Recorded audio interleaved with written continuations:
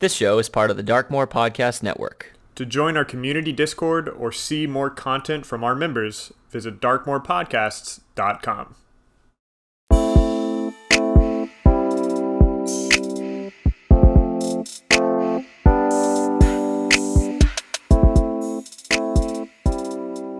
In today's episode, we dive deep into character and campaign theming and player anxieties at the table.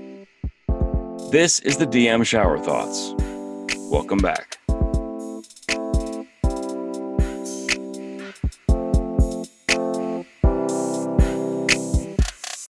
Hello, everyone, and welcome back to today's episode of the DM Shower Thoughts, the show where we talk about our shower thoughts in 5th edition Dungeons & Dragons and other tabletop scenarios and how to become your best self through gaming. My name is Adamus. I'm John. And I'm Ian. So we're going to kick things off. My wife and I love Star Trek, and we were very pleased with the 2009 reboot. Now, I know a lot of people had their thoughts about it, but we've been on like a Star Trek kick the last few weekends, just trying to find our old loves of the various Star Trek series.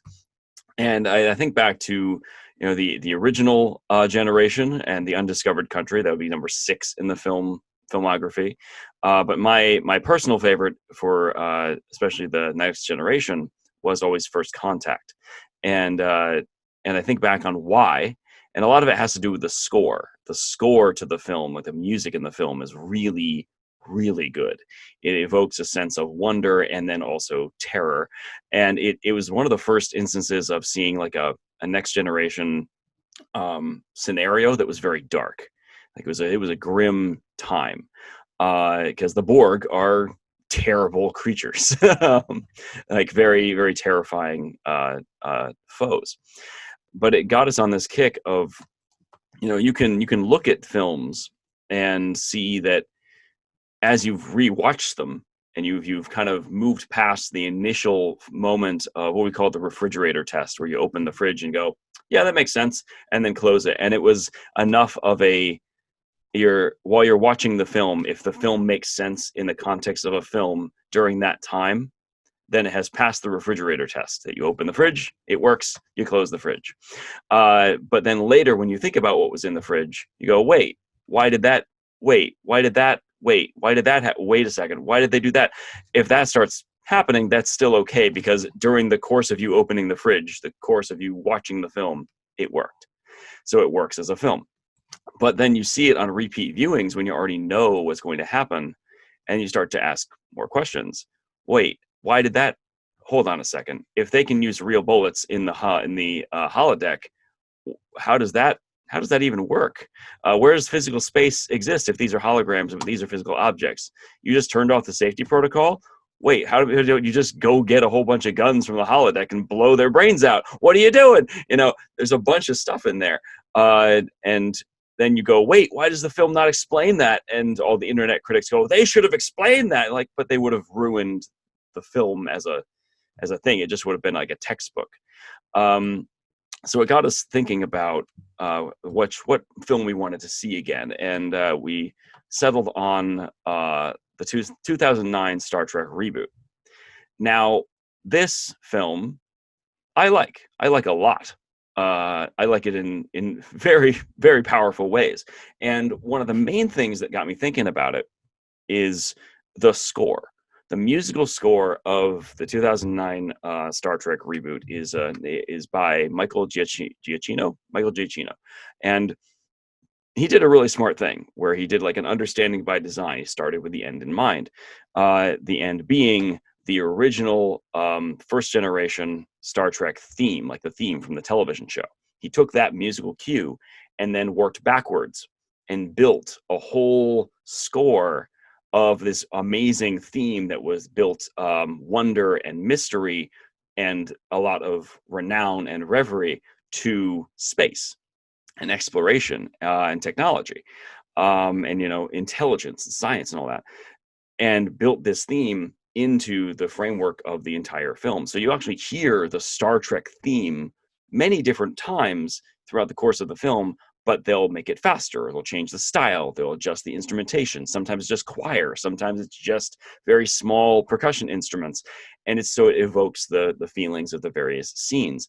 But by doing that, the music keeps all of us engaged in the flow of the story for most of the film. And so by the time you get to the end of the film, the score culminates in that theme, and then it immediately flows into the first theme of the Star Trek show. And it's just seamless. And then it like flows back during the credit scenes of the original the film's theme, and then back to the show's theme. And it was a way to make this connective tissue that now we've arrived. So the whole film is a prequel basically to the first generation of Star Trek. Now, this was a reboot film, so automatically my father, who is an avid Star Trek connoisseur, was in the audience watching the film another time, the first time in theaters. And the opening scene happens where Kirk's father rams the USS Kelvin into this ship and dies. And my father went, "That's not how it happened." And he went, "Yeah, it's a reboot. They've created a Star Trek multiverse. They've allowed now for all those branching storylines and other time jumps and things to happen." And Star Trek's weird. It's got a bunch of wibbly-wobbly, timey-wimey strangeness, pseudoscience that happens all over the place.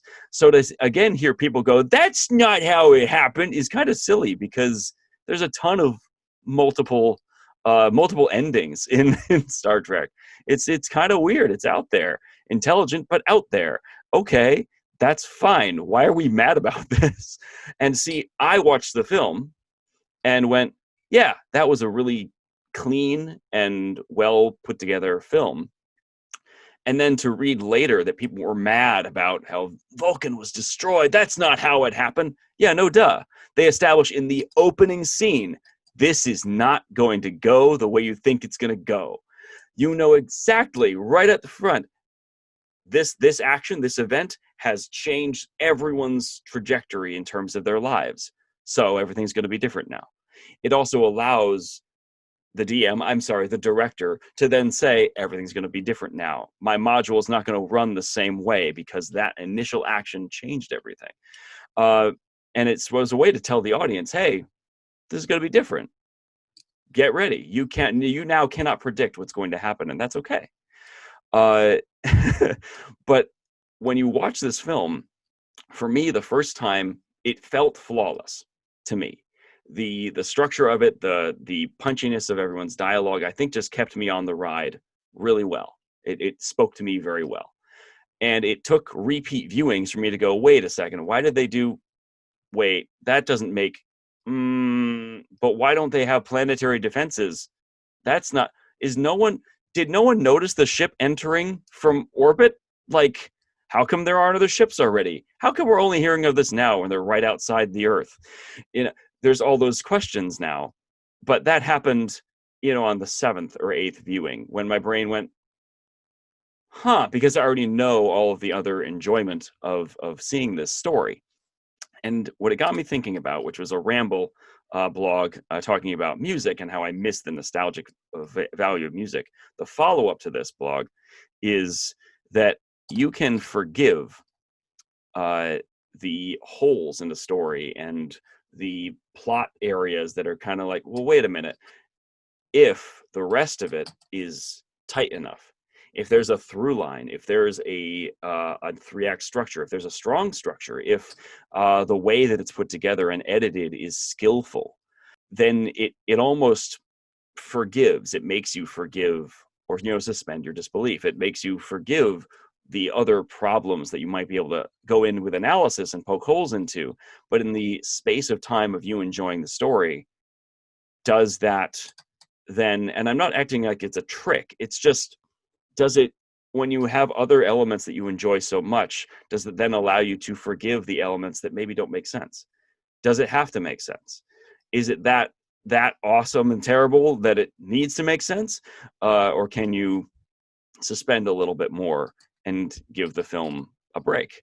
and how interesting to look at it in especially today's age, where there's so many analysis videos and critics online that will go, well, this is wrong and that's wrong and this is wrong and this is wrong, and so many less that are just, you know what, this is all right, this is fun, isn't that cool, hey, isn't that cool, instead of like celebrating the things that the film did really well as opposed to poking holes in it.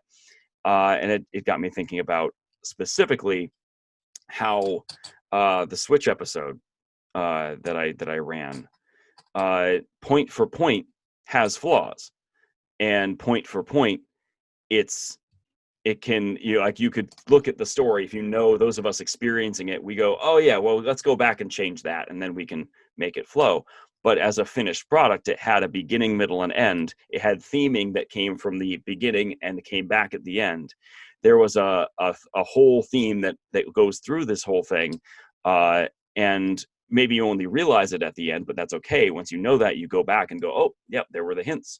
And by doing that, it, to me, feels like it's a synergistic story that it lets you forgive those little moments where you have a little hiccup or something wasn't quite explained right, because you can always change that and change it into that ludonarrative harmony.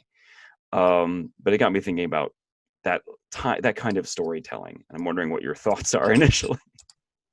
Yeah, because I'm wondering if a through line is necessary, or because it like story wise, I think it really depends on the medium that you're talking about. So like if you're talking about a film that has a beginning, middle, and end, I just remember in whatever college film class I took, one of the things that the professor really emphasized was the idea of organic unity, of having the end somehow call back to the beginning to create a complete circle. And the difference between, say, like a film, a television series, and D&D is the relationship between the work of art and the participant, as well as the when it ends. So like a movie, unless you're doing something very specific like Avengers, you're usually beginning with some kind of end or message in mind. And even if you look at Marvel, the individual movies have their own themes, like you said, their own through lines, but they're calling towards like an eventual an eventual ending or a big event kind of piece, right? With a television series, sometimes you don't know when it's going to end. Sometimes they make season 1 and they think they're only going to get one season, and then surprise, you get like a season 2 and a season 3, and now it's like, oh, where do we go from here? The Korra effect. So yeah, Korra is a good example of that, where like Avatar had a very strong theme that ran through all 3 seasons because they knew they were going to get 3 seasons to tell their story. Yeah. Korra, each season has its own story, and although the characters are consistent, and you can see a consistent journey, again, when you watch it multiple times, you don't get that same through line through all 4 seasons. Mm-hmm. So just the nature of its production is going to affect how far ahead you can plan, Yeah. And in D&D, I would argue a lot of times there is no through line, that you don't really need it because it's spontaneous. Mm-hmm. And even as a dungeon master, you may go in with one idea of what it's going to be, and your players have a different idea of what it's going to be based on what you say. Yeah. And it's just interesting because even with a video game, oftentimes the stories or outcomes are scripted. So like The Witcher is a good example of a game where the player's choices are very meaningful and it will directly impact what kind of ending you get. But there's still a set amount of endings. You have like 36 possible endings for The Witcher 3, which is a lot to have. And it's not an infinite amount of endings like D&D, Mm-hmm. So for example, we're running Curse of Strahd. From what Ian told me, how one party dealt with the son who is a cursed vampire spawn was very different than the way our party dealt with it. Our party wanted to talk to him, but my character was like, vampire, bam, bam, like just waxed him right away in combat. Didn't even talk to him. Didn't even do. There's going to be other players that are going to be empathetic. There's other players that are going to investigate and then fight. There's other characters that are just going to lock the door behind them and leave. Like the nature of the medium, a through line is possible, and a lot of times is what makes play meaningful, but also it's not something you can really count on in the same way that a constructed narrative like a book or a movie or a TV show can kind of have. So, which is why I'm kind of asking what a through line is. And from what it sounds like, the definition is kind of fluid. Like a through line, most people I feel will think of a through line as a set theme or a set narrative that kind of runs through. But like if you're, because that's the idea of a story structure, is that there is something very clear that you can point to as like, this was the theme, This part Well, I mean, it's fine, but because then I'll hear that through line gets like qualitative, or actually quality assignments. So like a musical through line, a thematic through line, a character through line, or a motivation through line. They make more specific ones that say, okay, now follow this track and see if it is consistent or not consistent, or how it changes throughout the story. And also, I wonder if it lends more value than to a one-shot scenario where you have a concentrated space. It can still go off the rails and go somewhere else. It probably shouldn't stay on the rails, but you could still, in that short amount of time, pre-frame by how you do an introduction and how you've done your session zero and whatnot. There might be a stronger sense of a through line from beginning, middle, and end in a one-shot scenario, as opposed to a longer running campaign that's probably going to go off in many directions and sort of find its own identity over the course of play, whereas a one-shot might have a restricted time frame to make that work. That's why I brought up the difference between like a movie and a television series, because to me, a movie would be like a one shot where this is the one game that we're playing, versus a television series where sometimes you'll start a campaign, you'll do the beginning, middle, and end, but your players will like fall in love with their characters and then want to see what happens to them after the campaign's conclusion. That's happening in Grey Owls right now, with legacy games. So you had basically, to bring the television metaphor, you had an idea of what the production would look like, and then it turns out your fans are willing to engage with that medium more, and now you as the television crew have found like you didn't expect the kind of success that you had, and now you've got to figure out a way to keep that story going, because your fans are so. Now, the nice thing is the difference is the fans are also the main actors of the show, and they have their own creative input that's a lot more valid than, say, like fan fiction, Yes, exactly. So it is how much time you have to really flesh out your story, and to create that experience. It's going to change based on what the agreed upon time frame is. So you were saying some stuff about through lines and creating a good story that feels immersive in the moment. Like when you were watching Star Trek for the first time, you didn't really notice all these plot holes or whatever in the movie. You just thought it was a great movie. And I think that is an analogy that really applies itself well to D&D, because there are a lot of things that go wrong or go right just out of the randomness factor of D&D. But if there is a through line, I do think that for the story to be believable, it needs to meet that this like threshold of the suspension of disbelief for players when they're playing. And so as long as you meet that threshold, you're going to be creating a believable story.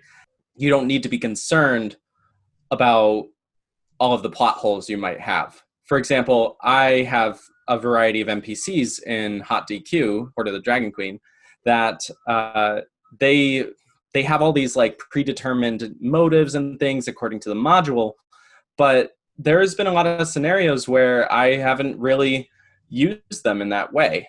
There's a lot of plot holes. For example, with Frulam Mundath, which is like a captain, she's become like the recurring character of this module, even though she was kind of just supposed to be a one-off mini-boss kind of person. And so for me, even though plot holes might occur, as long as there's a level of suspending your disbelief for the players, then it's not as concerning, in my opinion. Mm-hmm. So it's interesting because I always talk about creating a compelling story, but at least as long as there's at least this level of suspension of disbelief and a level of motive for characters and NPCs, then it all works out in the end, really. The thing to just not stray away from here is that, I mean, we talk about story and we talk about, telling a compelling or a satisfying story, but at the end of the day, this is still a game. And in the process of playing a game, there's going to be random shenanigans that happen. And if we are not supposed to look at this, and let me be very clear, when you play D&D at your table, don't look at it like it's supposed to be a film. It's a game. And we can play it, we can think about this cooperative narrative structure, and also it's a game. And a lot can be gained from sort of relaxing on that and allowing ourselves to explore that together. Sometimes, like, one of my biggest things in the beginning of this whole endeavor was I would care too much about trying to make a cohesive story. And then that would actually rob us of our creative freedom to do that, because it was too structured. It was too tight. I was trying to make it too tight too quickly when it needs time to flow, and it needs time for the players to enact their own agency into the world. That's so important to remember. So when we're talking about all this stuff, when I'm coming at it from a finished film, it was an interesting observation, but I'm not saying it's a doctrine to follow. Yeah, and I think like Ian was talking about creating compelling stories, and suspension of disbelief is a very relevant practice when it comes to filmmaking. And like you said, Adam, this is a game, and a lot of players are coming to the game to interact with the game. Like, they're not there to tell a compelling story, right? In fact, they don't want a compelling story. Some of them just want to mess around, there's no, and the satisfaction comes from play, not from storytelling, So especially for younger players, like, you think of like teenagers when they first play D&D, a lot of times they're making joke characters like the blob named Bob and Zoblin the Goblin, like they don't want, like, they're there to avoid seriousness because they can find seriousness in other mediums. Now that doesn't mean eventually they'll mature, and I'm not saying it's more mature to like have compelling stories. It's just your tastes may change over time. Kind of like your taste in film might start with comedies, but then you end up liking dramas, and then you like having a blend, and then you end up like like some of the, like, Quentin Tarantino trying to blend genres or something like that. My favorite, you were talking about like the nostalgic films that you're kind of going back to. I'm watching a lot of old anime. Like, I just finished up Trigun, which is a lot of times one of the magical things about that medium in particular is how willing they are to break convention just to see kind of what'll happen, and it's something that frankly used to irritate my dad.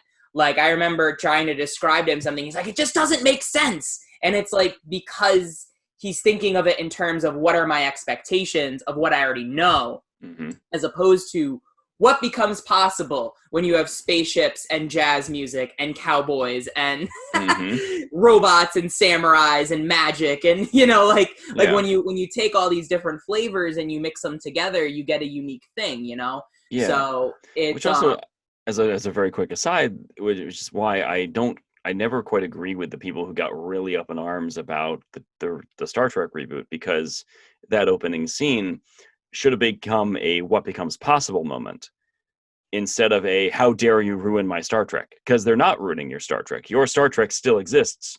it's still there. It's still medium. It's still, you can still go watch it. This is an opportunity to tell a different story. And what becomes possible if Vulcan is destroyed? What becomes possible if Kirk's father isn't with him when he's growing up? How does that change things? And what new interesting stories can we tell if those things in the timeline are changed? It doesn't have to be a static progression. We're not going to retread the same things. Like, that was one thing with the Final Fantasy VII remake, is that there were a lot of story beats that were changed, and people were like, but now is it still Final Fantasy VII? And that is the exact thing. Whenever I go to see like a remake or a reboot, I'm looking to see what they changed, because why tell the story if it's literally the exact same thing with the exact same everything? What value does it bring? Why don't I just go play the old thing? You know, Lion King, Disney. So my fiance is really into Marvel and a little bit of DC. And if there's anything that I've learned from living with her and listening to her talk about Marvel and DC, it's that a lot of the fans, a lot of the big fans for these universes are really less interested in the actual story that's being developed by these movies in the Avengers and stuff, and more of what the characters are going to do in the unique situations they're put in. So I think that kind of applies itself to D&D really well, because, you know, as DMs, we like to create compelling stories. We may have an overarching arc and stuff, but really it's not about the arc. It's about what the characters are doing in that arc. And that's where, you know, player agency comes in, creative freedom, and reactivity comes in for how these characters are going to, do stuff when they're presented with these scenarios. So, you know, with the vampire Spawn from Curse of Strahd, some people might be, you know, sympathetic. Other people might be like, you know, vampires are a curse upon this land and we must destroy everything. So I think that's really the big appeal with a lot of these, you know, legacy movies like the Avengers and Iron Man and these guys, because you're rebooting how you're not only rebooting the story, but you're rebooting the characters and what situations they're going to be in by default.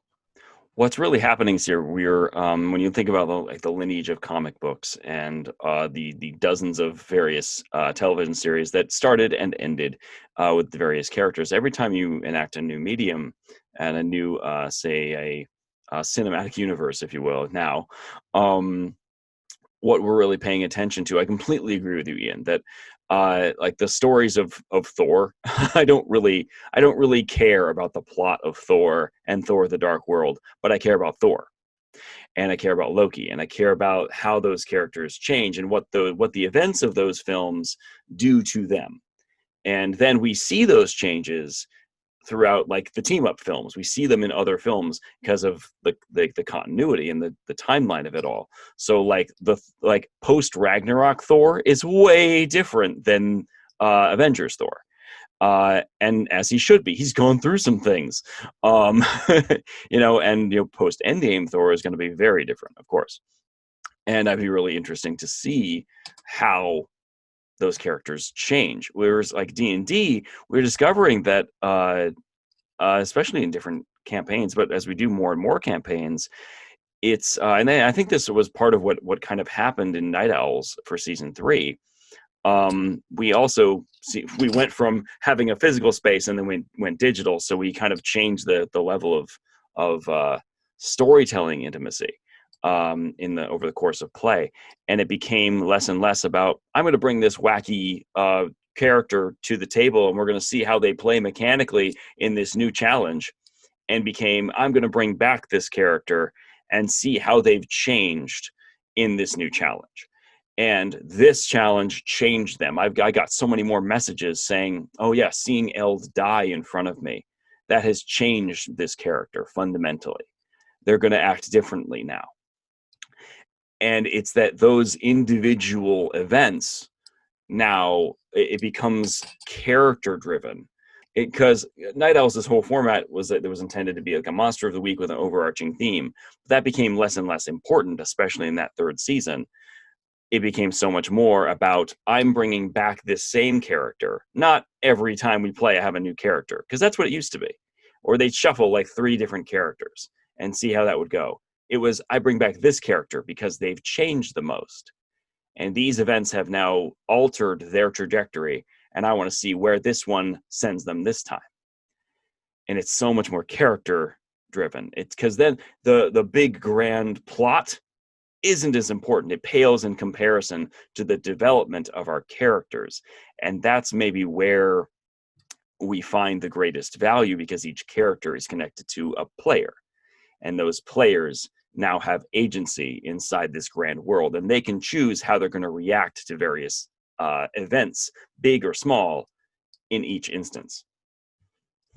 That's also why it can be hard to let characters go, because when you're thinking of storytelling in terms of character relationships as opposed to external structure, like where there is like a bad guy plot phase 1, 2, 3, now the character can keep changing even when that plot is done, and seeing how that character will change, that's something you can continue with even after a campaign is concluded, right? So, and whether that takes the form of like what Ian's going to talk about, which is changing levels, or whether that takes the form of, you know, your character just having a change in philosophy or change in personality or growth of some kind, it can be hard to let characters go because it's just so interesting to do the character studies.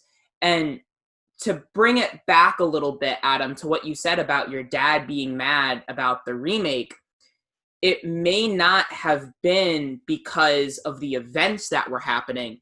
It may be because the character that has the same name that's supposed to have the same story isn't the same character that he loved. So, you know, if Batman suddenly gets a machine gun and starts mowing down bad guys, you know, how many people would be upset by that? And we could go, well, there's an interesting story to tell there, but now when is it not Batman, you know? So, and that's the thing to ask is, if, from what, I've never been a Star Trek fan. Like, I've never been a person, I only watched 2 of the new movies. Like, that's my exposure to it. But I do remember a scene with old Spock and Kirk asking, you know, was my dad alive in your timeline? And he's like, yeah, he was a major, you know, like he was a major influencer in how you behave. To watch Kirk's dad die in the beginning, it may have been less, oh, they're telling a new story, how dare they, and more, this isn't going to be my Kirk, because now this major influencer to his behavior is going to be so different. Yeah, and it was a even this is why that. casting is Yeah. so important for movies, because you have 2 different actors and all of a sudden the character's story is vastly different. Iron Man was so iconic because Robert Downey Jr. had such a good personality that he brought to the screen. For some people, he wasn't necessarily a good Iron Man because they had an idea of what Iron Man meant based on the comics they had read, but he was a good MCU Iron Man because of what he brought to the table, you know?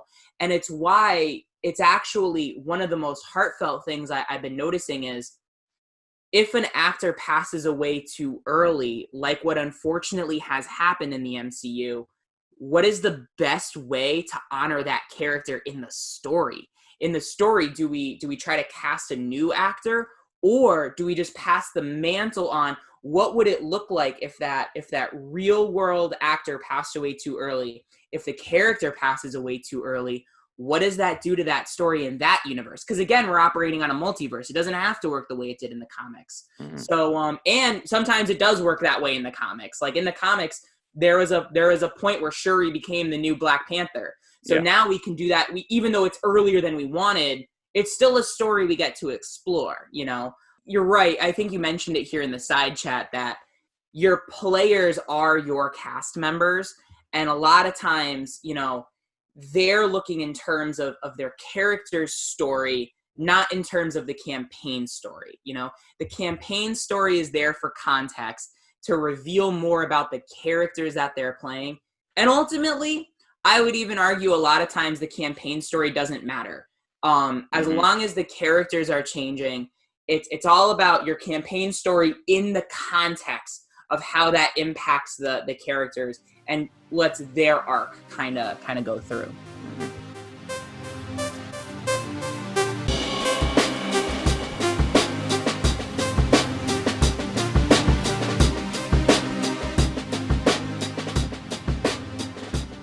So we've been talking a lot about player character development and changes of the character and watching them go through these different scenarios and seeing how they, with their specific personality, their skill sets, would react to those unique situations.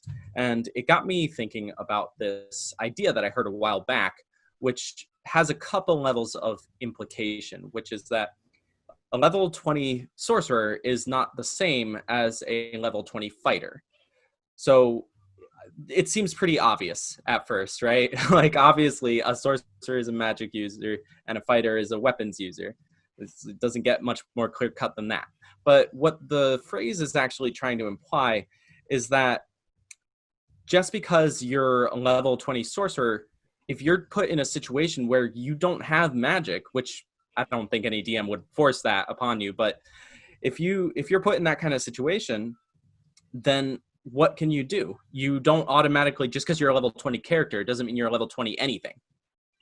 So the idea was that what happens when a player becomes attached to their character and wants to see them play out these various levels of other classes. So they go through an arc, a story arc, and they become, say, a level 10 sorcerer or so.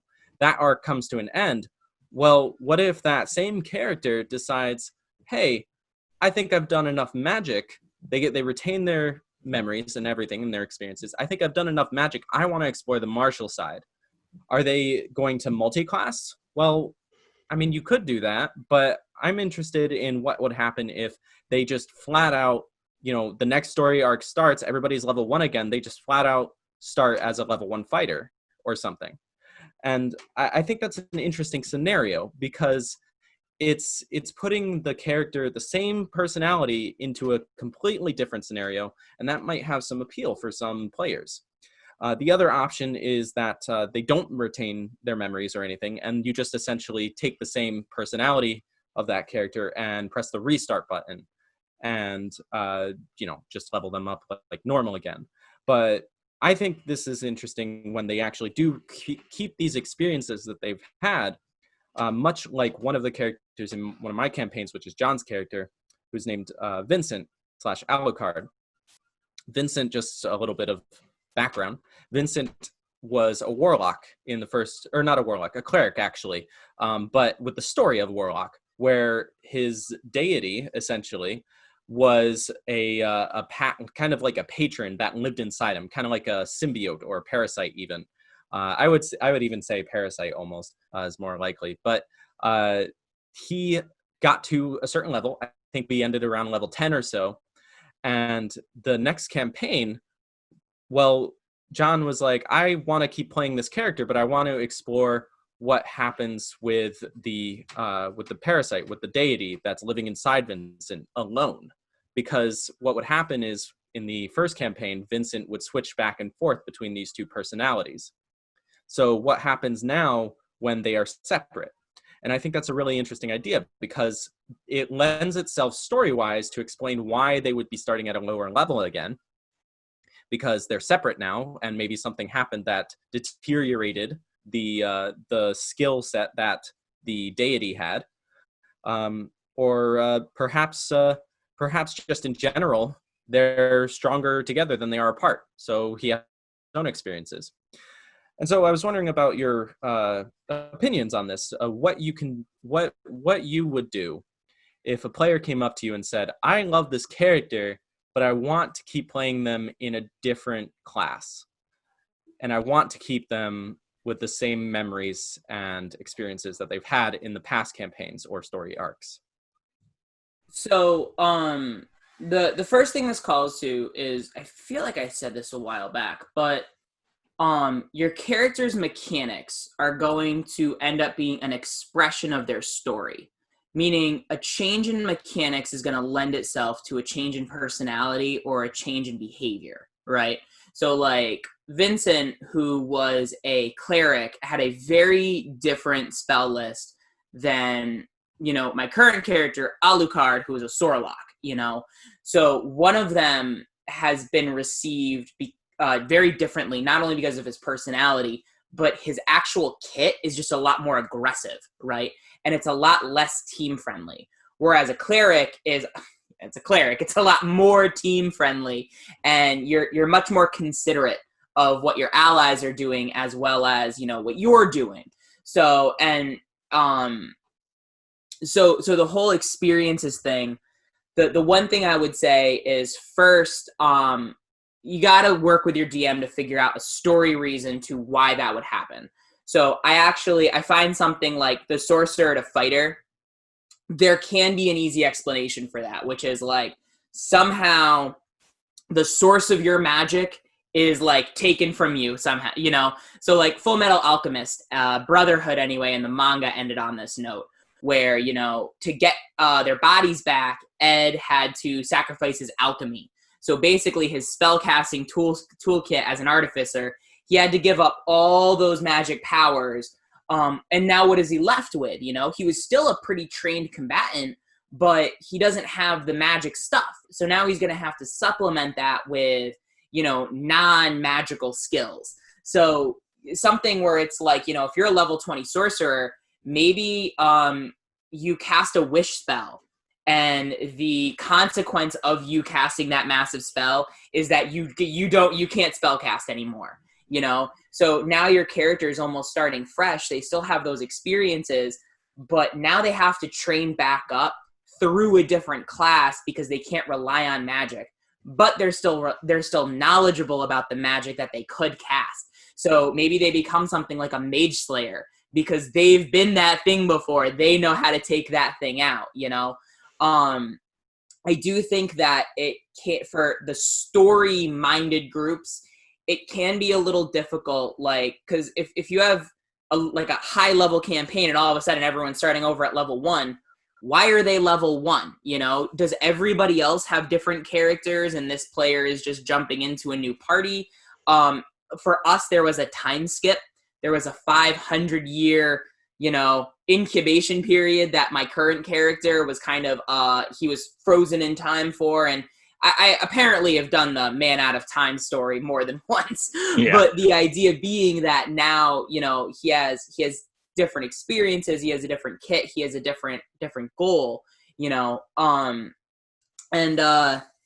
Yeah, I think that for something like this, it's an interesting thing to explore, and it's just got to kind of make story sense. So if you're going to do something like this, it's got to be a hard campaign break, because you also don't want to be under-leveled for like whatever you're doing, you know? It's like if you're a level 1 fighter and everyone else is a level 17, whatever they are, just because you wanted to pick a new class, like that's going to have weird consequences throughout your character's leveling process, you know? And especially if you want an organic development where, say, a sorcerer that can't cast magic anymore now has to learn fighting as a trade.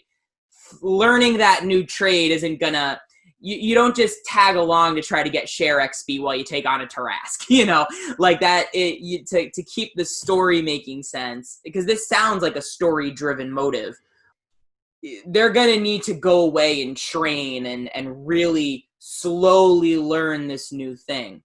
I do think the opposite story could be just as interesting, where you have a fighting character and suddenly they get access to magic.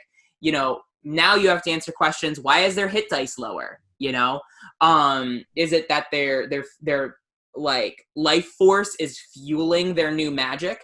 Is that so they have to like put a little bit of themselves in it, so their hit dice is now smaller, and that could also account for why their physical scores might shrink. What gave them magic in the first place? Why are suddenly they now like a caster instead of just like a weapons-based fighter?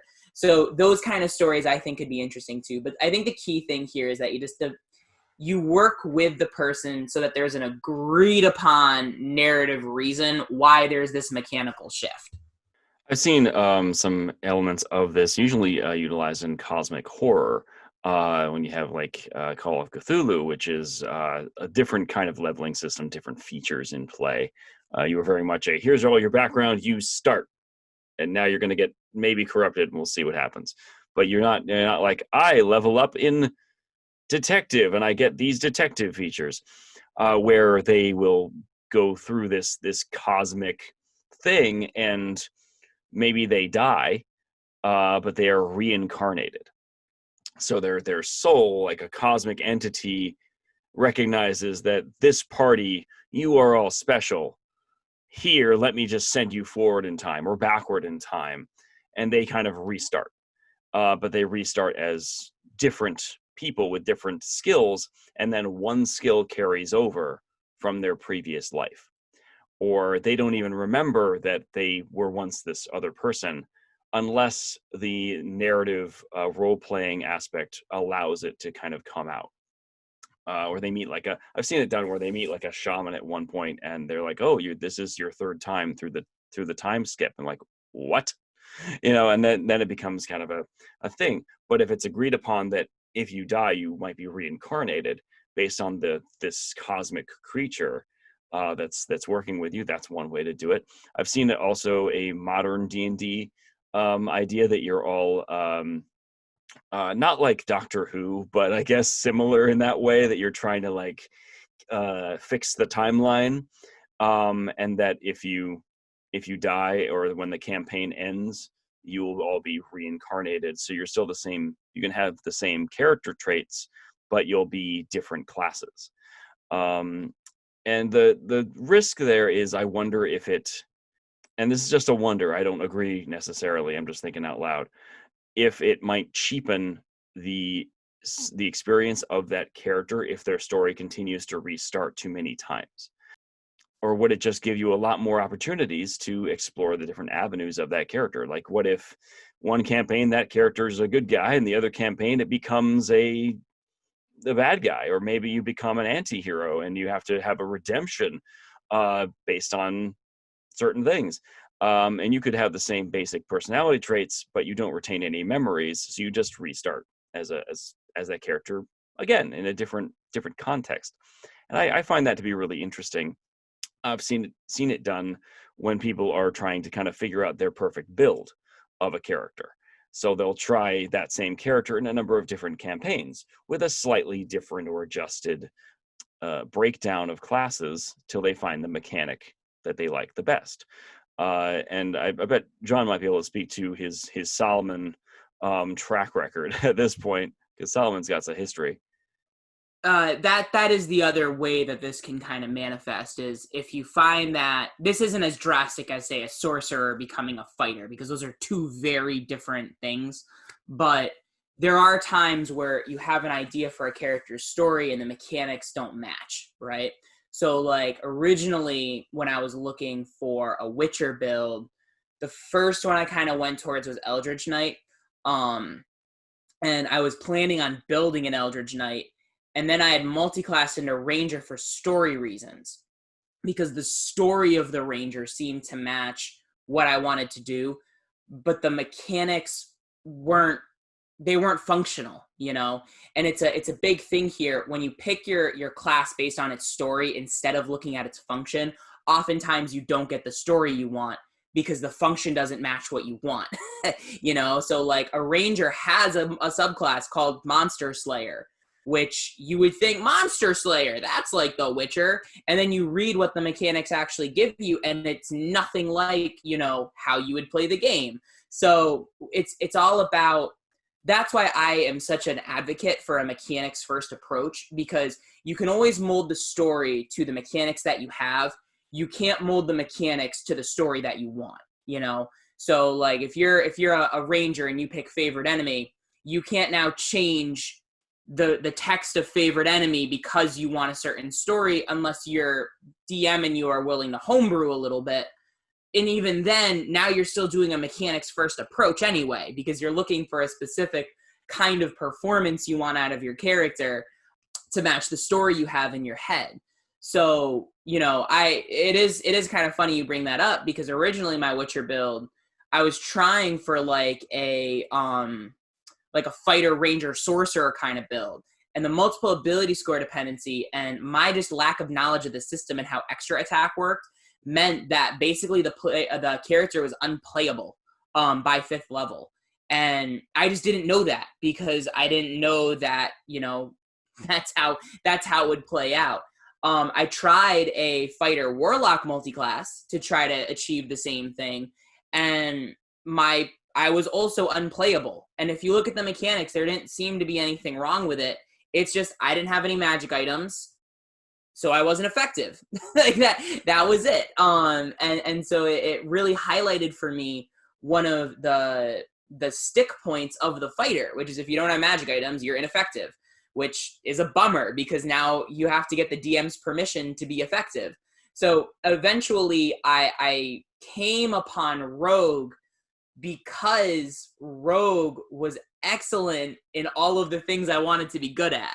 So even though the story of the Rogue, some would argue with me based on their perception of what that class is supposed to be, doesn't match the story that I had going for it, the actual mechanics that it provided allowed me to tell the story I wanted to tell. So there are some times where you retain the experiences because you're just trying to dial in the mechanical expression you want for your character. There was a point where Solomon was mostly monk, that he was like 3 levels of rogue and a whole bunch of monk.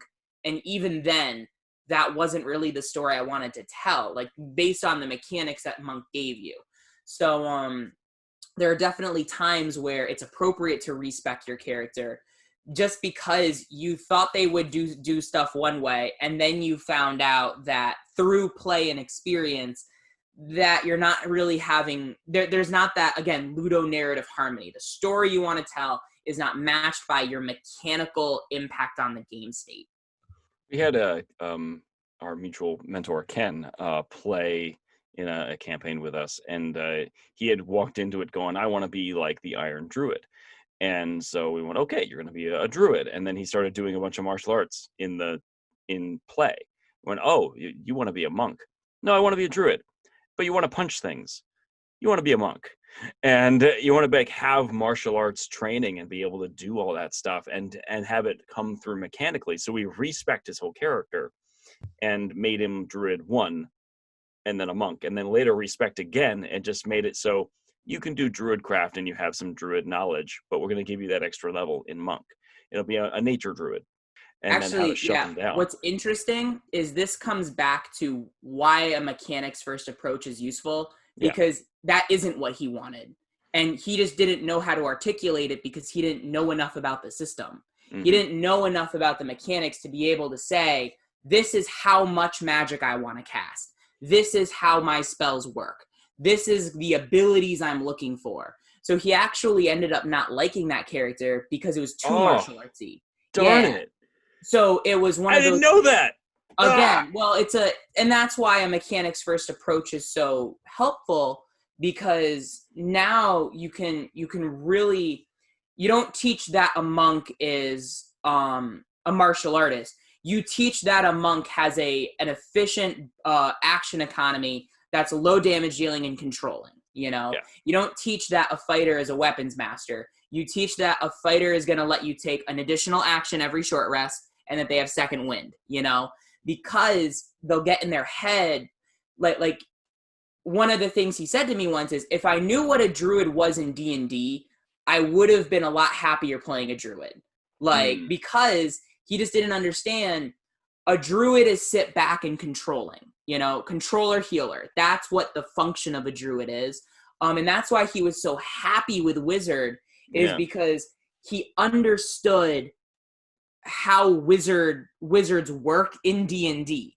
So he felt effective being the class he was playing at because there was a harmony between the mechanics that he wanted and the story he wanted to tell. And Rogue, he eventually played a Thief Rogue. He also loved Thief Rogue just because it was simple. Like, it was just sneak attack, cunning action, done, Throw him a magic weapon, even more effective. So it's one of those things where, again, sometimes I've gotten a little bit of flack for this, where it's like, well, if you're you're setting your players up for metagaming. You're setting your players up to be thinking about the rules more than the story. And it's like, no. I trust my players will be involved in the story to what's appropriate for what they want out of the experience. Just because you want a story-based experience doesn't mean the players at your table want that now, because that can also change. So I found my players were a lot happier when they knew up front what the mechanics did, and then they could tell a story that matched. Yeah. And what does it do when we open the door? Imagine this. Imagine for just a moment. Every class, we have now stripped away the story around the class. The class is only a set of features and abilities. It's a set of action economy and like a sort of game flow. And then it is up to a conversation between the DM and the player to create the story around those features and decide, hey, does the story I want to tell fit the features that are present? Because, oh my God, that's really all it is. The whole class system that we have is just, it's a representation of high fantasy, but the tropes that are existing they're just tropes. They're just commonalities in the grander scheme of things that we've sort of seen in overall representation of media, but it's not the only representation in media. And therefore, what I've been telling my students a lot lately is my way is not the only way. My way is never the only way. There might be more efficient ways, but there's never only one way to do this thing. So what if you look at the monk and strip away the name monk, and it's just I want to act as a controller. I want to hit multiple times in a round. I want to be fast and self-sufficient. Okay, I want to be a ninja. Can I be a ninja? Yeah, you can be a ninja. Now, you can act like a ninja, you can dress like a ninja, your story you want to tell is a ninja, and you're fast and self-sufficient, and you attack multiple times in a round, and you have control elements like a ninja. Cool, you're a ninja now. You don't even have to say that you're a monk. No, I'm a ninja. It's just the story I tell is a ninja, and you have the features of the class that happens to have these archetypal abilities. Doesn't even have to be, I came from a monastery. Yeah, whatever. You're a ninja. Yeah, see, the thing with that is I would explain the separation, but still keep the class name only so that they can do it themselves. Because that's what's important. You want them to understand your ninja character is going to use monk mechanics, where this is the class that's going to fit, so that it's training them to separate flavor and mechanics so that when they go to do it for themselves, they can do it better than we can.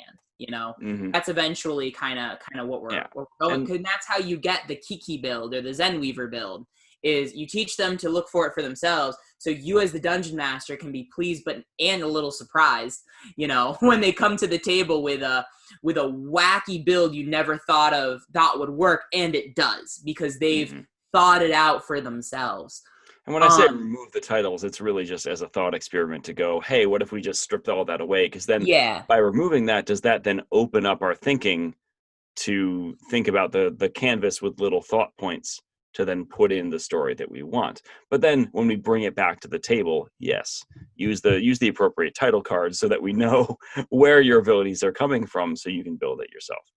Yeah, and like Jeremy Crawford said this too, and I think it was at D&D Celebration 2020, but I could be wrong, where he said that, when they designed the player's handbook, they were thinking about archetypes in fantasy. And they really were thinking, this is the story we want to tell. As game designers, what are balanced mechanics that will line up with that, because as the people who make the game, they can make that decision. And ultimately you can make that decision too. It's just, a lot of times if you also don't understand the rules as intended, blah, blah, blah. He did say as soon as you multi-class, you go off the grid. Like as soon as you multi-class, if you want to take a level of Warlock, we have a feature called Otherworldly Patron. It'll give you mechanics. You are not bound by that explanation. So it's just now you get to tell us what's the story of your character? You know, how did they multi-class? What does that mean for them? And yeah, you can try a weird Frankenstein storytelling approach of why they multi-class the way they did. But as the lead designer of 5th edition, I give you permission to go off the grid, you know? And a lot of times I think a lot of players and DMs need to hear that as the official D&D, like, big cheese, you have permission to play the game that's fun for you. Like, to speak to Adamus's point, like, as the DM, when you're having your players tell you about their characters, in terms of a mechanical build, you make your mechanical choices of what you take for your character based on the major cinematic moments that you want your character to have, you know? So if you want one of your characters, like, defining memorable things that they've done in the campaign to be tracking down the monster like an expert, taking Scout Rogue is probably a good move, like having an expertise in survival, you know? So as the DM, you're thinking of it in terms of what mechanics, how does the system interpret the mechanics so that this player can have this cinematic and memorable moment that they want for their character, you know? If they want the memorable moment to be, you know, I deal a lot of damage because my sword strike, you know, was just that precise. Sneak attack from Rogue can be the way to do that because it doesn't ask for any magic. It doesn't ask for anything other than the weapon you're using and having the conditions right to be able to deal massive damage, you know? If one of your major cinematic moments is, you know what, I want to be able to take a meteor swarm to the face. Like, I want them to have their biggest world-ending spell and me to say, that's all you got. Taking Bear Totem Barbarian with a little bit of evasion from Monk or Rogue, that can tell that story really effectively. So the way you go about it is you don't look at, you know, Rangers are good archers. Look at the picture there. So that lady has a bow. You look at it in terms of, you know, how do you want your character to be remembered? What do they do that creates that internal theater of the mind for everybody at the table? And what mechanic is going to match that up, even if it's later down the road, you know? So, like, if you want it to be, like, you want your character to be able to explode a whole city, they're not going to get that at level 2. And what can we look for in the future? So it's like, well, Sorcerer level 18 gets an ability like that here. So because you know you're going to need to be Sorcerer 18, this is kind of the track that is probably going to work for you. Is that what you want? It's that constant confirmation to make sure that both parties are honestly communicating, you know? So yeah, thinking in terms of the major memorable moments first, so that you kind of begin with the end in mind, then figure out the character's mechanics from there, allows you to create a lot of intentioned characters. And it also leaves you a little bit of room for discovery, you know? So, like, level to level, it's like, what cool thing does my character have access to now?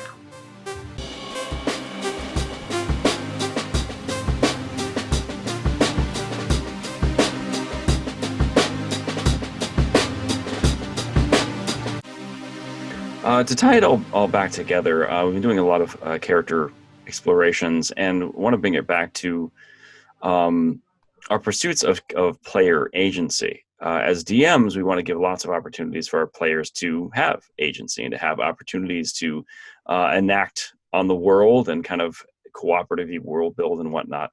And there's an element that I sort of occurred to me, and maybe it's because I was experiencing it to some degree, which is the anxiety of agency, and the feeling of, if I am given if I'm giving knowledge that the other players don't have, and I need to use it for something, what if I use it wrong? You know, or, like, you know, quote unquote, what if I use it incorrectly? What if I use it so that I don't, you know, support the other players enough? If I'm sort of responsible for them, I don't want to be responsible for them. What if I make the wrong choice? You know, what if I mess up? And I've seen it with especially like younger players. If this is my part of the story, then I want to make sure I do it right. I want to make sure it's a good experience for everybody. Oh, I made a bad decision there. You know what? Next time I just won't do it. And like I've seen it happen with kids that they like, oh, I made this is a crazy idea and it didn't work. You know what? That was really scary for me to try that. I don't want to do that anymore. And we as DMs will try to support them and find more ways to make them feel like they can practice, and that's totally okay. But I'm finding a lot with, especially my play style right now, I am a story-driven observer in a lot of ways, that the things that I do are distinct choice points. And I'm a little nervous about Geras because I know that there might be a possibility that I'll have more information than other people will, and I don't want to mess it up in some way. But it's like, that's a really new feeling to me to have that has only come into being over the last 2 weeks or so. And like, especially this week, I'm like, I'm concerned. First of all, I'm flattered because it means you care. Second of all, as the DM that's going to be running this, I'm curious, what are the outcomes that you're thinking of that could be so fear-inducing? Like what give me an example of a scenario where you've used it wrong and something bad is I think it stems actually from Mad Mage. So when John ran Mad Mage, I was playing a character named Soren, and Soren is a Yuan-ti wizard that's kind of gruff, and he would be observant on things, and then John would give me information, and then he'd use that information, and it would blow up in his face. Now, it's probably more that I don't like playing Soren, because it just, as luck would have it, every single decision I'd make as Soren would create an outcome that I did not like, and it was dangerous for the party. So I hated that experience, and it's probably because I was not the right mindset to be playing at Mad Mage. Maybe Are you talking about Mad Mage specifically, or are you talking about Soren in general? Because Soren and Mad Mage, I did notice, was different than Soren in Dragon Heist, even though it was the same character. So Soren in Dragon Heist was very thoughtful, and he was very patient. Yeah, and Dragon era and Mad Mage, same character, but there was a huge like real world time gap between when you had played him in Dragon Heist versus when you played him in Mad Mage. Yeah, and there was much more of an impatience with like the Mad Mage version. So I don't know if you want to speak to that at all. I can, and I think you're absolutely right. Because of the time gap in real world time, when we played Dragon Heist, we were in a physical space, and when we played Mad Mage, we were digital. And I had lost track. I remember enjoying playing Soren in Dragon Heist, and now that you say it out loud, I remember he was very polite, and he was clear and respectful about things, and he was very patient. Because he didn't want to behave like the monster he looked like. And I think I just forgot all of his personality traits and went clear into mechanics only. And at that point in my life, I also wasn't in the best headspace, so I was impatient. And I think that came through in the character. But it's a lot of that a lot of things have changed in terms of our overall stress load. So when I play nowadays, because I'm running 8 campaigns, I want to relax and I want to take it easy. And not that having agency would allow me to not take it easy. It would allow me to be anxious about things, but it also, especially these last few weeks, it added on an extra layer of anxiety of I don't want to mess it up for the other players.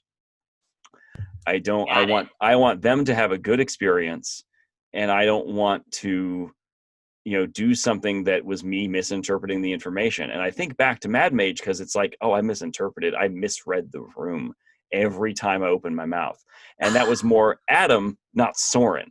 So Adam has made the choice, made the decision to do a thing. It's like, no, that was the wrong I'm sorry. Can we go back in time? Crap. I don't want that to happen with something that I really care about. I figured out the distinct shift in Soren the first time he cast Flaming Sphere, because I remember in Dragon Heist, one of the defining character traits of Soren was his fear of harmful magic. Like, he felt really bad if he hurt somebody. And I mean, that was one of the things, that was the first thing that happened. He cast a Toll of the Dead spell and it like blew up somebody's head. So like, and I just remember like your reaction being like, oh no.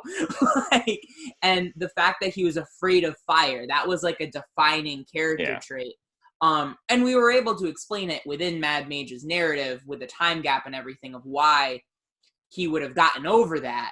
But it did seem like there was a distinct shift in his play style when he started using all these fire spells. And that was something I knew you had spoken to me about actively avoiding, like, as both a mechanical challenge of fire magic in D&D tends to be really powerful, like Fireball and Burning Hands and all those fire spells. But also there was a story reason to why you gave this mechanical challenge to yourself. You know, when there was that shift, also to like let you know, you weren't the only one, like Ian mentioned, who like contributed to Mad Mage. Like, to speak from the DM side of the screen, Mad Mage was not a successful thing I ran.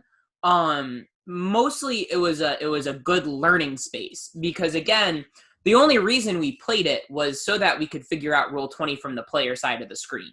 That was it. That was the entire thing. Like, I wasn't presenting a grand story arc. I wasn't presenting like it was mostly just, how do I learn the DM side of Roll20? How do you learn the player side of Roll20? What would that look like? And there were a lot of times, like, you weren't the only player. I'd have players like get just very angry at me, like out of the blue, and then apologize to me later. And it's like, I was just trying to figure out what you wanted, you know? And part of that was there was a lot of resistance to using the chat functionality, that a lot of players wanted it to be just like at the table. And unfortunately, it's not just like at the table. It's not the same medium, you know? We're not trying for the same feeling. I'm not trying for the same feeling. Mad Mage has been one of those that I think we set up a really cool story, and I would like to go back to it just to kind of further explore like what that module has to offer. I do think that I didn't really know what to expect from the module, because if you look at Mad Mage and how it's formatted in comparison to everything else, it's a very different game experience. It's very dungeon crawl, very random. If you're talking about a through line, there intentionally isn't. It's chaotic on purpose. That's the through line, is you don't know what to expect. And that largely manifested itself in a lot of players not having a very fulfilled experience, because I didn't know what to expect of the module. So if we were to go back to it, I would now be able to clearly be like, by the way, this is the play style that you should expect.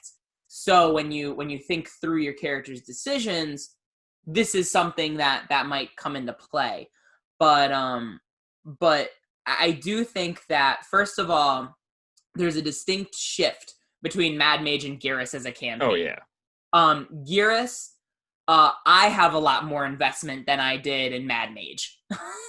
The other thing is that, to speak to player agency, I feel like I found my sweet spot for the table. It's guided enough, like with our last few chapters of Grey Owls, where there's like a clear 3-act structure of like there's part A, B, and C, and I can even let you know how far you've progressed through A, B, and C. You know, the agency comes down to how you want to handle each encounter, not if you're going to hit which encounter you're going to do. That's where I find a lot of player anxiety happens, which is, have we done the right thing? Have we gone down the optimal encounter chain? You know, what encounter are we going to get based on the decision we make early game? It's like, no, you're going to hit the same 3 encounters, but how those encounters are set up are going to be based on the decisions of how you handled the previous one, you know? So I find that you give enough agency that they feel like they've made a meaningful impact, but you guide them enough so that it's not going to go off the rails, and you can maintain that thematic through line. And I think with Mad Mage, it was intentionally chaotic. Like, there was just a lot of elements you may have known or may not have known, and that was part of it. Is that's what happens when information is hidden from you. You get that anxiety. And that also, now that you've experienced that as a player, you know that as a dungeon master. So that's what your players are feeling when you hide information from them. Yeah. So it's like, it's good to know that, because there is a very thin membrane between excitement and anxiety. And a lot of times I think people misinterpret one for the other. And I think a lot of times you can have both at the same time. There's like an overlap where, you know, there's such a thing as good anxiety. There's also such a thing as bad excitement, and vice versa. So just practicing recognizing that is like really helpful, you know? There's an interesting perspective with that, of remembering what the party structure is, that it isn't you interacting with the game state in a vacuum, that there are other elements that can influence the dynamic during play. So when I've experienced from the DM side, seeing a student get really anxious about the decisions that they're making, one of the ways to correct that and help support in that is actually adjusting with the other players, that the other players are open to, mistakes, or open to other outcomes that may be less than optimal, and that's okay, and kind of rolling with that. And that's why the young adult group, I think, another reason that it works so well is they've all tried crazy things, and they've all tried telling wacky stories, and some things are off the rails and go haywire, and they're all celebrating each other in that realm. So it helped stamp down any sort of, I don't want to even try that because it's too weird, it's too off the wall. Now they're just going to try it. And now they won't just try a bunch of zany things. It has also helped open the door for them to try, I would like to try the off the wall thing, which is, I'm going to talk to this other PC for a little while about my thoughts and feelings. And that used to be the risky thing before, but now they're in a group that is very supportive of that, and we've built the right atmosphere that they can do that. When we think of it on a general term, the anxieties that come out are, you don't want to be the one that ruins it for everyone, or makes it so the experience is more difficult. And often that I can see where that can come from, especially in today's climate. It can be really difficult for someone.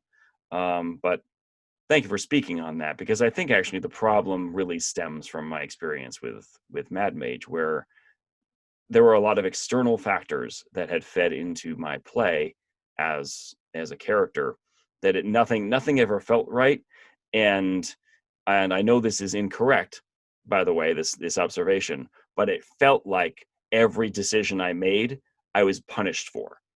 And it's because I didn't know enough, and I didn't have the information, and I wasn't playing the same way. And Mad Mage is sometimes like that, and I don't know. But also, there were so many other factors that you can't just say it was just Mad Mage, it was just the module, it was just Roll20. There were just a lot of things that all contributed to that overall feeling. And I think I just experienced, in my nostalgic state, also flashes of my past, and went, I really hope that doesn't happen again, because that was terrible.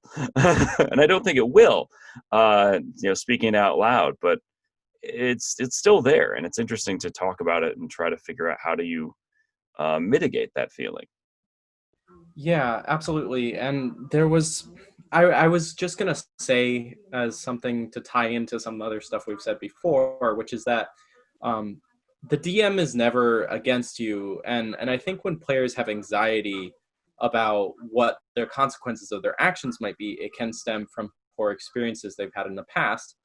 But also whether or not the DM is trying to encourage certain habits in their players, as we've spoken to before, where you're trying to build this habit of having them be creative, be outgoing, try new things, because you want them to be part of making the story. And I think that it takes some time, but as a DM, I always try to reward my players when they come up with something creative so that they won't have that anxiety. It's one of my strategies in trying to curb that fear of really, messing up, TPKing the party, or making something, unresolvably, terrible in the situation that might already be pretty dire. So like with Mad Mage, actually, my character, he was probably one of the more patient characters, but he still made a fair amount of mistakes. And parts of those mistakes had to do with the enemies of the dungeon. He didn't know anything about them because he would just go up to this, I forget what they were called, but like these brain-eating things, they're like wisdom. Intellect devourers. Yeah, the intellect devourers. And he's never seen those before. So, being a monk, he's like, I'm going to go and punch him, as opposed to like throw a dart at it or something, or whatever I have for ranged weapons. And he got his intellect devoured to the point where he fell unconscious, I'm pretty sure.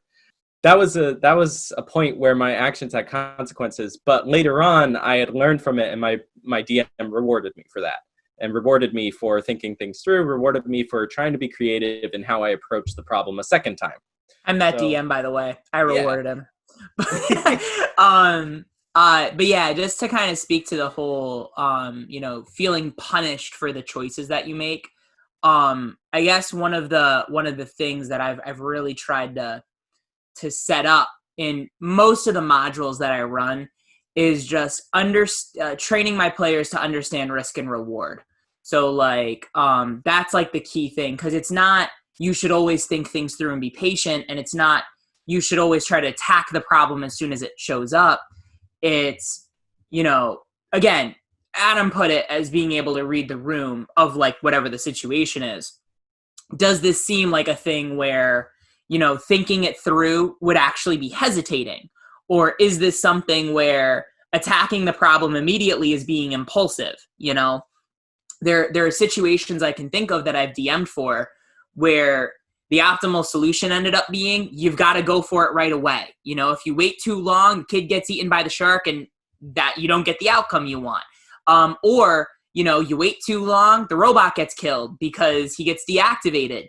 That was, and as a DM, part of it is just being kind of clear. Because again, this is a turn-based game. So like a lot of times you get wrapped up in the momentum of the experience, but having that ability to say, wait, no, that's not what not shooting your mouth off too quickly and everything, like being able to say, pause the action, insight check, pause the action, history check. Like, even if you want to do and attack the problem right away, you can still pause the action to do that. There's nothing wrong with that. And also sometimes, it's better to just kind of observe and wait it out, But I do think that situational awareness and that critical thinking, those are like the two key things. And if you feel like you always got punished, that means you learned a lot, because growth is uncomfortable. Like a lot of time, my sister was talking to me about this yesterday, where a lot of times people talk about growth mindset as if it's something that's fun and as if it's something that's enjoyable.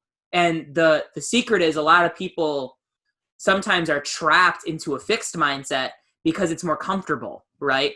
Growth mindset a lot of times is painful. And even though you can get a lot more joy, happiness, and satisfaction out of your life when you approach or reflect on something in that mindset, it is going to yield that pain.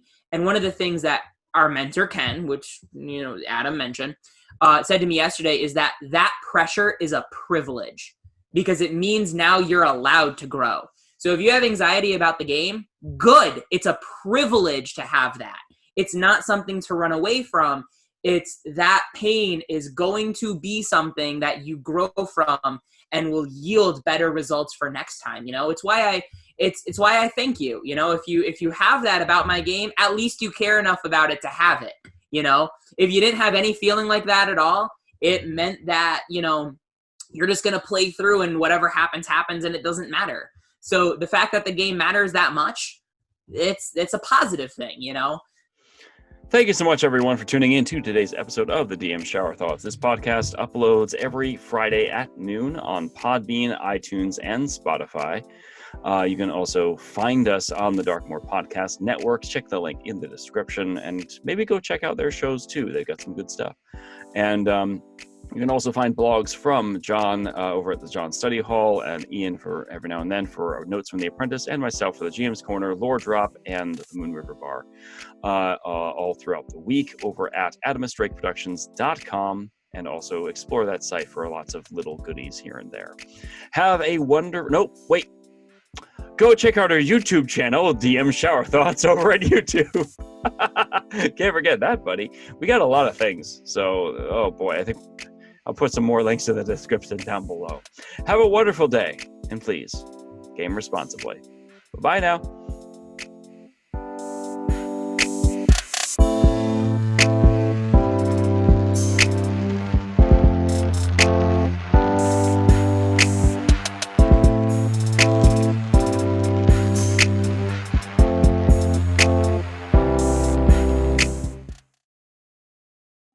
Games are fun to play. Whether it's chess, Mario Kart, or Dungeons & Dragons, we've all sat down to play a game with our friends before. But what is it that keeps us coming back to our favorites? How do developers craft the experiences that keep us this engaged? I'm Sully, host of the podcast Fun But Why. Join us as we talk to game industry professionals and break down the levels, mechanics, and design of their favorite gaming experiences. Fun But Why releases new episodes every Tuesday, wherever you get your podcasts.